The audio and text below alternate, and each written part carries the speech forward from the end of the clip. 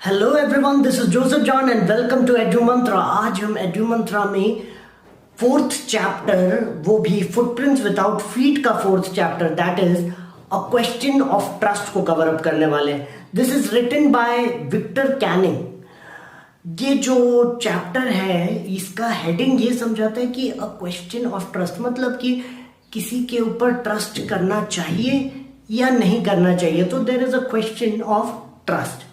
Let us get into the chapter and understand the chapter.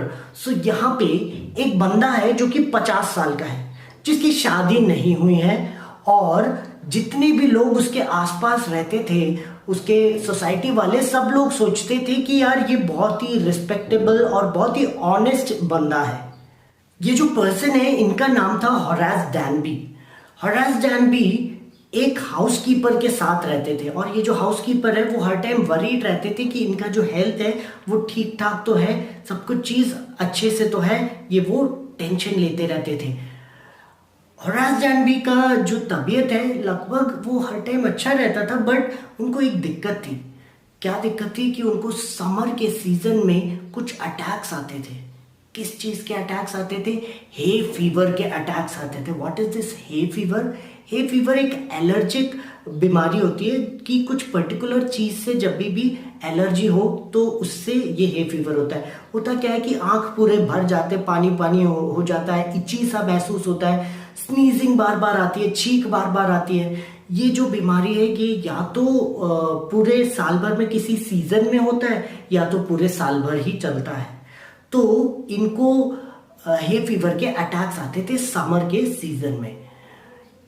ये जो Horace डैनबी है ये लॉक्स बनाने का काम करते थे, उनका बिजनेस था, और ये बिजनेस बिल्कुल फेयरली अच्छे तरीके से चल रहा था, कोई दिक्कत नहीं थी, अच्छे तरीके से चल रहा था। और इसका प्रूफ ये भी है कि 2 लोग इनके अंडर काम करते थे, तो इससे समझ में आता है कि बिजनेस अच्छा चल रहा था। ये एक अच्छे इंसान तो थे और एक रिस्पेक्टेबल इंसान भी थे, पर कंप्लीटली ऑनेस्ट नहीं थे। 15 साल पहले इन्हें प्रिजन में जाना पड़ा था, और वो जो प्रिजन था उस प्रिजन में प्रिजन लाइब्रेरी भी था। What is prison library? जब भी एक इंसान को प्रिजन में रिक्रिएट करने के लिए, मतलब कुछ अच्छे एक्टिविटी सीखने के लिए लाइब्रेरी भी क्रिएट किया जाता था। तो लाइब्रेरी में वो जाकर रीड भी कर सकते हैं। हर प्रिजन में लाइब्रेरी नहीं होता है, बट हाँ कुछ प्रिजन लाइब्रेरी भी रखते हैं। तो इनको प्रिजन लाइब्रेरी में रुकने को मिला था, और इनको बुक्स बहुत बहुत बहुत ज़्यादा पसंद था। ये हर साल क्या करते थे? एक सेफ चोरी करते थे। सेफ मतलब तिजोरी चोरी करते थे, और अगले साल के लिए नए तिजोरी को चोरी करने के लिए वो पूरी प्लानिंग करते कि कैसे चोरी करना है और कैसे पैसों को लेना है। और वो इतना चुराते थे, इतना पैसा चुराते थे कि एक साल के लिए उनको कोई टेंशन लेने की जरूरत नहीं है। इतने बुक्स वो खरीद सके, इतने एक्सपेंसिव बुक वो खरीद सके कि एक साल के लिए उनको रीड करने के लिए बहुत सारे बुक्स मिल जाए। होरास डैनबी जो भी एक्सपेंसिव बुक्स खरीदते थे वो सीक्रेटली एक एजेंट से खरीदते थे। एक दिन वो वॉक कर रहे थे, जुलाई का महीना था, और हर जगह पे सनशाइन था, ब्राइट सनशाइन था। वो वॉक करते करते वो महसूस करते कि इस साल जो उनको चोरी करना है वो बड़े आराम से वो चोरी कर लेंगे, क्योंकि जो एक घर था शॉर्ट ओवर नाम के जगह पे, शॉर्ट ओवर एक हिली रीजन है इंग्लैंड में, एक हिली रीजन का नाम है शॉर्ट ओवर। तो शॉर्ट ओवर नाम के जगह पे एक ग्रेंज था। ग्रेंज मतलब एक फार्म हाउस या तो एक कंट्री हाउस। तो ये कंट्री हाउस को वो स्टडी कर रहे थे बहुत टाइम से। उन्होंने उस हाउस के रूम्स के बारे में भी स्टडी कर लिया था, जो सामने ग्राउंड है उसके बारे में भी स्टडी कर लिया था, पाथ रास्ते के बारे में स्टडी कर लिया था कि कहाँ से भागकर बाहर निकलना है, इलेक्ट्रिकल लाइंस के बारे में स्टडी कर लिया था। और सबसे पॉजिटिव ये भी बात थी कि जो लोग उस घर पे रहते थे, जो घर के मालिक थे, वो लोग लंदन में थे, और जो 2 सर्वेंट्स इस ग्रेज में रहते थे ये दो सर्वेंट्स आफ्टरनून को मूवी देखने के लिए चले जाते हैं। होरेस डैनबी ने उन दो सर्वेंट्स को जाते हुए देख लिया था और वो बहुत खुश था कि ये लोग चले गए। चाहे ही थोड़ा टिकल हो रहा था उन्हें, हे फीवर का टिकल हो रहा था। टिकल होना मतलब थोड़ी गुदगुदी सी हो रही थी, मतलब परेशानी चालू हो चुका था, बट फिर भी वो खुश थे क्योंकि अब चोरी करने का समय आ चुका था। वो पीछे वाले गार्डन के जो पीछे वाले जो वॉल है उस वॉल से अंदर की तरफ कूद जाते हैं और उनके पास एक बैग था जो कि उन्होंने पीछे टांग कर रखा हुआ था। उस बैग में उन्होंने केयरफुली अपने सारे टूल्स को रखा हुआ था। वो जो सेफ था ग्रेंज में, वो जो फार्म हाउस में जो सेफ था, उस सेफ में 15,000 पाउंड के ज्वेल्स थे और अगर वो ज्वेल को चुरा लेते और एक एक करके वो बेचेंगे तब भी उनको 5,000 पाउंड मिल जाएगा, ऐसा होरेस डैनबी सोचते हैं। और वो सोचते हैं कि अगले ऑटम के महीने में, दैट मीन्स पतझड़ के जो सीजन है, पतझड़ के सीजन में नई 3 बुक आने वाली थी और उनके पास एम्पल अमाउंट ऑफ मनी हो जाता कि वो आराम से वो नए बुक को, तीनों बुक को खरीद सकते थे और रीड कर सकते थे। तो 5,000 पाउंड काफ़ी थे और वो बहुत खुश थे। होरेस डैनबी नोटिस करते हैं कि वो जो हाउसकीपर था, हाउसकीपर ने चाबी को डोर के पास एक हुक में लटका दिया था। होरेस डैनबी अंदर की तरफ घुसते हैं और वहाँ पे जाते से ही वो अपना ग्लव्स पहन लेते हैं। ग्लव्स पहनकर वो जो चाबी था, चाबी को निकाल कर वो डोर को खोलते हैं। वो बड़े ही केयरफुल थे कि कहीं पे भी उनका फिंगरप्रिंट ना आ जाए। जब भी वो चोरी करने जाते थे वो बहुत ही केयरफुल रहते थे। वो जैसे ही अंदर घुसते हैं तो वहाँ पे एक छोटा सा डॉग बैठा हुआ था और ये जो डॉग था ये एकदम से स्टिर करना चालू कर देता, मूव करना चालू करता है। वो थोड़ा आवाज़ें निकालना चालू करता है और अपना पूंछ हिलाना चालू करता है। इतने में जो होरेस डैनबी है वो कहते हैं ऑल राइट शेरी। उनको डॉग का नाम पता था और उनको ये टेक्निक भी पता था कि अगर किसी भी डॉग को उसके नाम से बुलाओगे और उसे थोड़ा प्यार दिखा दोगे तो उतना काफ़ी है। डॉग आवाज़ नहीं करेगा, बिल्कुल क्वाइट बैठ जाएगा। वो जो सेफ था, तिजोरी था, वो एक डल से पिक्चर के पीछे था। होरेस डैनबी जैसे ही वो पिक्चर को देखते हैं तो वो सोचते हैं कि यार मुझे पिक्चर्स चोरी करने वाला काम चालू कर देना चाहिए। कुछ मोमेंट के लिए सोचते हैं, फिर सोचते हैं कि ये जो पिक्चर्स हैं ये बहुत ज़्यादा स्पेस ऑक्यूपाई करते हैं और मेरा रूम तो छोटा सा रूम है, उस रूम में बुक्स ही बेहतर है। और वो अपने काम में लग जाते हैं। जैसे ही वो रूम में पहुंचते, ड्राइंग रूम में पहुंचते हैं तो ड्राइंग रूम में एक बॉल था, उस बॉल में बहुत सारे फ्लावर्स थे और उन फ्लावर्स के कारण इनको थोड़ा सा टिकलिंग चालू हो जाता है। हे फीवर का टिकलिंग, थोड़ी गुदगुदी चालू हो जाती है। वो हल्का सा स्नीज करते हैं, चीखते हैं और उसके बाद फिर बड़े केयरफुली अपने बैग को उतार कर उसमें से जो भी टूल्स हैं उन सबको निकालते हैं और अरेंज करना चालू करते हैं। उनके पास 4 घंटे थे चोरी करने के लिए और सेफ खोलना, तिजोरी खोलना तो बहुत ही आसान काम था क्योंकि उन्होंने अपनी पूरी जिंदगी तिजोरी, लॉक और सारी चीज़ें खोलने में ही बिताई है। और जो बर्गलर्स अलार्म था वो बहुत ही पुअरली सेट था, वो भी ढंग से नहीं सेट किया हुआ था, तो वो भी उनके लिए मुश्किल काम नहीं था। वो ये ड्राइंग रूम छोड़कर हॉल की तरफ जाते हैं ताकि वो वायर कट कर सके, बर्गलर्स अलार्म का वायर कट कर सके और उसके बाद वो वापस आते हैं। जैसे वो वापस ड्राइंग रूम में आते हैं तो वो जो फ्लावर का स्मेल है उसके कारण वो जोर से चीख पड़ते हैं। होरेस डैनबी सोचता है कि ये जो घर के ओनर है, वो जो फार्म हाउस था, जो ग्रेंज था, उस ग्रेंज के जो ओनर्स हैं वो कितने बेवकूफ़ लोग हैं। उन्होंने एक मैगजीन पे इस घर के जितने भी रूम्स हैं उन सारे रूम्स के पिक्चर्स मैगजीन में दे दिए। आपने देखा होगा कुछ मैगजीन्स आते हैं जिसमें घर के बारे में बताते हैं कि ये घर स्पेशल क्यों है और इसमें अलग क्या है, तो उनके पिक्चर्स और सारी चीज़ें दिया जाता है।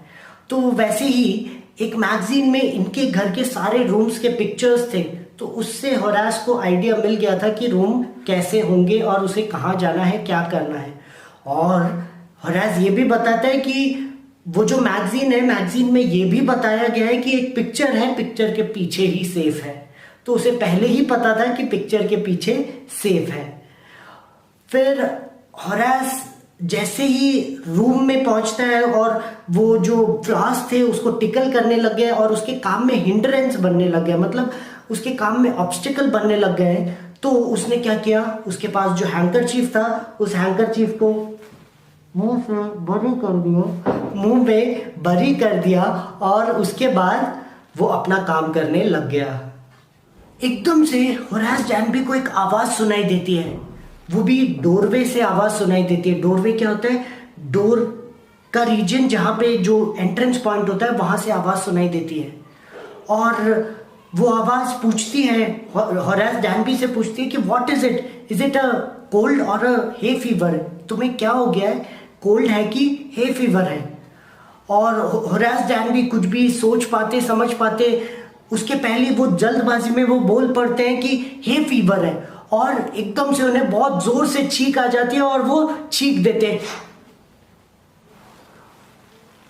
फिर वो जो आवाज है जो उनसे बात कर रही थी, वो आवाज बोलती है कि मुझे एक क्योर पता है, मुझे एक ट्रीटमेंट पता है इस चीज का, हे फीवर का ट्रीटमेंट पता है। बस तुम्हें इतना पता करना पड़ेगा, इतना ढूंढना पड़ेगा कि कौन से प्लांट से तुम्हें एलर्जी है, और उसके बाद फिर अगर तुम डॉक्टर को जाकर दिखाओगे तो तुम्हारा ये जो हे फीवर है इसमें तुम्हें बहुत मदद मिलेगी।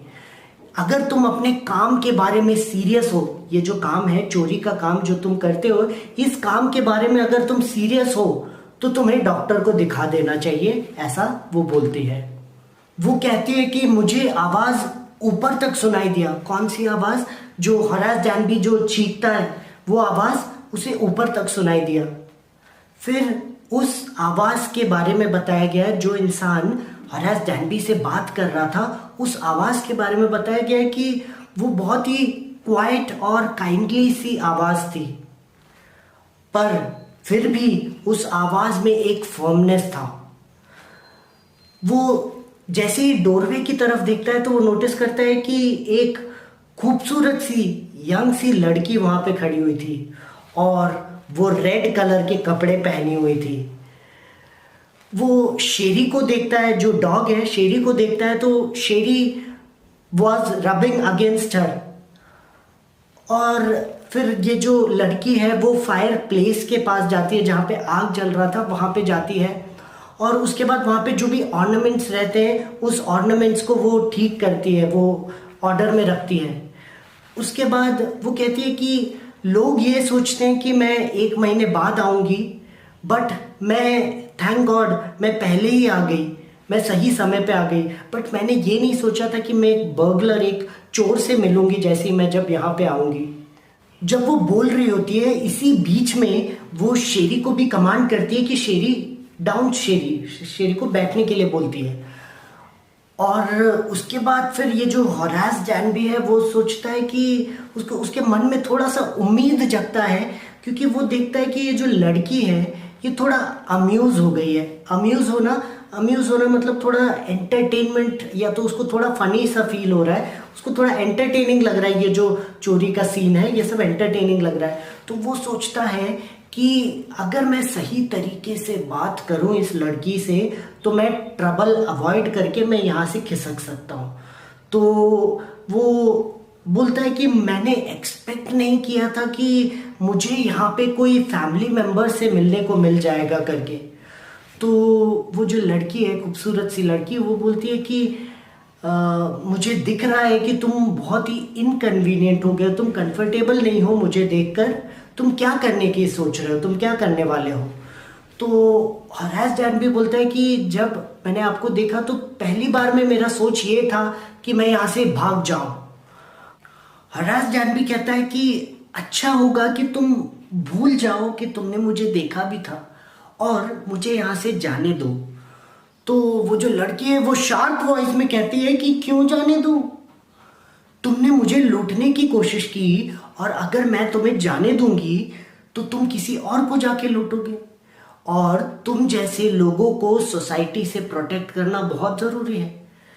तो होरास डैनबी समझाने की कोशिश करता है, बोलता है कि मैं सिर्फ उन लोगों को लूटता हूँ जिनके पास बहुत पैसे हैं, और मैं कम्युनिटी के लिए कोई थ्रेट नहीं हूँ, मैं तो सिर्फ अच्छे रीज़न के लिए ही चोरी करता हूँ। I hate the idea of going to prison, वो कहता है।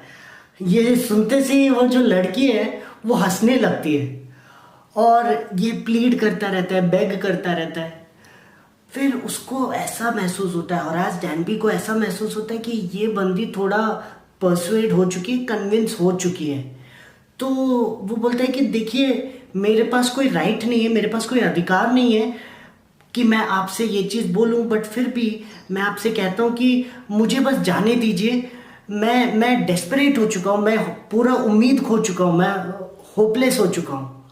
आप मुझे जाने दीजिए और मैं आपसे प्रॉमिस करता हूँ कि मैं ऐसे काम कभी भी नहीं करूँगा आपसे। I really mean it. तो लड़की उसको थोड़ा साइलेंट हो जाती है और उसके बाद उसको घूर कर देखती है और बोलती है कि तुम्हें जेल जाने से थोड़ा डर लगता है ना। वो लड़की कहती है कि मुझे गलत लोग पसंद हैं। गलत लोग का मतलब ऐसे लोग जो कि उल्टे सीधे काम करते हैं, वो उसे पसंद है। इतने में होरास डैनबी की उम्मीद जग जाती है और वो लड़की क्या करती है, वो लड़की टेबल के पास जाती है और टेबल में एक सिल्वर कलर का बॉक्स रहता है। वो बॉक्स को ओपन अप करती है और उसमें से सिगरेट निकालती है। जैसे ही वो सिगरेट निकालती है तो होरास डैनबी अपना ग्लव्स उतारता है और उसके जेब में लाइटर रहता है, वो लाइटर निकालता है और इस लड़की के पास जाता है और उसे लाइटर सर्व करता है और उससे पूछता है, तो तुम मुझे जाने दोगे ना? तो लड़की बोलती है कि हाँ, पर तुम्हें मेरी एक मदद करनी पड़ेगी। तो वो एक्सप्लेन करना चालू करती है कि मैंने अपने हस्बैंड को प्रॉमिस किया था, जब हम लंदन जा रहे थे तब मैंने अपने हस्बैंड को प्रॉमिस किया था कि जो भी ज्वेल्स हैं जो कि इस सेफ में रखे हुए, जितने भी ज्वेल्स हैं मैं उसे बैंक में रखवा दूंगी, पर मैं रखवा नहीं पाई। मैंने उसे इसी सेफ में ही रहने दिया और अब मैं वो ज्वेल लेने के लिए ही नीचे आई थी और उस समय पे मैंने तुम्हें देख लिया। होरास डैनबी समझ जाता है कि क्या प्रॉब्लम है। वो बोलता है कि अच्छा, तो तुम सेफ के नंबर भूल गई हो, जो सेफ खोलने का जो सीक्रेट नंबर है वो तुम शायद भूल गई हो। वो लड़की कहती है हाँ, मैं सेफ खोलने का वो जो नंबर है, सीक्रेट नंबर है, वो मैं भूल गई। होरास डैनबी कहता है कि तिजोरी खोलने का काम वो तो मैं 1 घंटे में कर दूंगा, पर मुझे तिजोरी तोड़ना पड़ जाएगा। वो जो यंग लेडी है वो कहती है कि ठीक है, तोड़ दो, मेरा जो हस्बैंड है वो 1 महीने बाद ही आएगा, तो उस समय तक तो मैं इसे, ये जो तिजोरी है इसको मैं मेंड करके ठीक करवा दूंगी, तो तुम तोड़ दो, कोई दिक्कत नहीं है। 1 घंटे के अंदर होरास डैनबी उसे खोल देता है और फ्रीली वहां से चला जाता है। अगले 2 दिन तक होरास डैनबी कोई भी गलत काम नहीं करता जो कि उसने प्रॉमिस किया था, उस लेडी से प्रॉमिस किया था कि मैं अब ऐसे काम नहीं करूंगा। 2 दिन तक तो नहीं करता, पर तीसरे दिन उसे बुक्स की याद आ जाती है।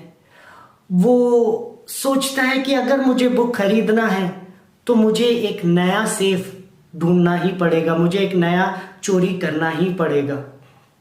अगली चोरी वो कर ही नहीं पाया, क्योंकि वो जब प्लान कर रहा होता है अगली चोरी का, उसी दिन दोपहर को, नून को, एक पुलिसमैन आता है और इसे पकड़ लेता है। किस जुर्म में पकड़ता है? क्योंकि इसने शॉट ओवर ग्रेंज में चोरी किया था। इसके फिंगरप्रिंट्स के निशान पूरे तिजोरी के हर जगह पे थे और उसी के कारण इसे पकड़ लिया गया था। ये एक्सप्लेन करता है कि वो जो घर में जो घर की मालकिन है उसी ने मुझसे लॉक खोलने के लिए बोला था, सेफ खोलने के लिए बोला था, पर उसकी बातों को कोई नहीं मानता, क्योंकि वो जो ओनर है, जो कि उस शॉर्ट ओवर ग्रेंज की जो ओनर है, वो एक 60 साल की लेडी थी, 60 इयर्स की लेडी, और उनका जो हेयर था वो ग्रे कलर का था, और वो बहुत ही तीखी तरीके से बात करती थी, बिल्कुल शार्प बातें करती थी। उन्होंने सीधे सीधे साफ साफ कह दिया कि ये एक नॉनसेंस है, ये जो इंसान जो हरास जानवी जो भी स्टोरीज बता रहा है ये नॉनसेंस है, मैंने उससे कभी भी सेफ खोलने के लिए नहीं कहा था। हरास जानवी अब एक असिस्टेंट लाइब्रेरियन की तरह काम करते हैं। कहाँ पे? जेल में, प्रिजन में असिस्टेंट लाइब्रेरियन की तरह काम करते हैं।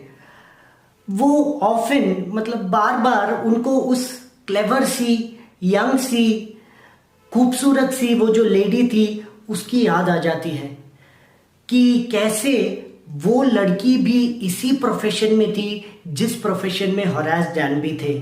मतलब वो भी चोर थी और हरास जानवी भी चोर थे, और कैसे उस लड़की ने इसे ट्रिक कर दिया था, बुद्धू बना दिया था। जब भी कोई इंसान ऑनर अमंग द थीव्स के बारे में बात करता है, मतलब respect in between the thieves, चोरों के बीच में इज्जत की बात करता है या तो ईमान की बात करता है, तो इससे बहुत ज्यादा हरास जानवी को बहुत ज्यादा गुस्सा आता है, क्योंकि उसने कोई ऑनर नहीं दिखाया। उसने जितना भी सामान था, जितना भी ज्वेल्स था, सब चोरी किया और वो वहां से भाग गई। So here we have ended up with the chapter. Now let us go towards the reflection and understand the reflection. There is only one reflection in this chapter, and that is karma. हम लोग को एक concept बताया जाता है, स्वर्ग और नर्क का concept, the concept of heaven and hell.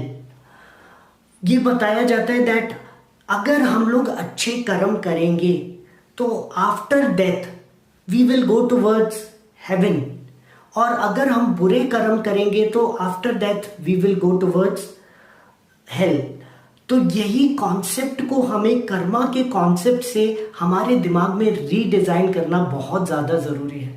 आपको ये चीज़ समझना बहुत ज़्यादा ज़रूरी है कि जो भी गलत काम हम हमारे इस लाइफ में, इस दुनिया में रहते हुए हम जो भी गलत काम करेंगे उसकी सजा हमें यहीं पे मिल जाएगा।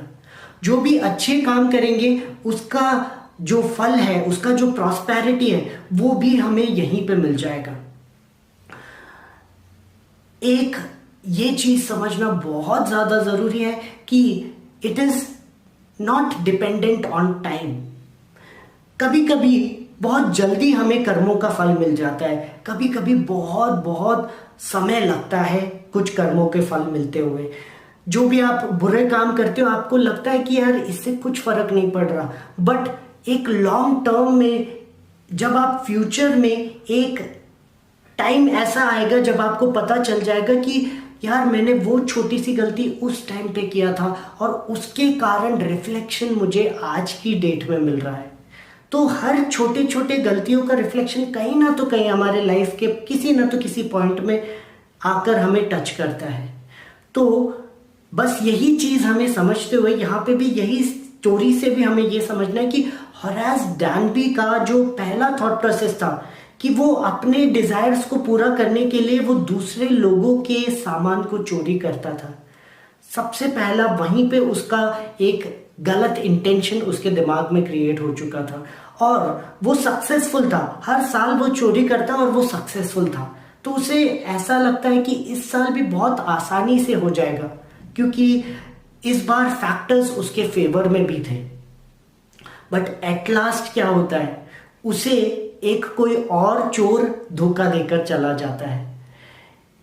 एक ऐसा व्यक्ति जो कि खुद ज्वेल थीफ था, वो जो लड़की थी जो कि ज्वेल थीफ थी, उसने इसको बेवकूफ बनाकर, बुद्धू बनाकर, इसके स्किल्स यूज करके, इसके सेट ऑफ स्किल्स कि ये ताले को खोल सकता था, लॉक को खोल सकता था, सेफ को खोल सकता था, तो इसके सेट ऑफ स्किल्स को यूज करके वो ज्वेल को चोरी करके निकल जाती है।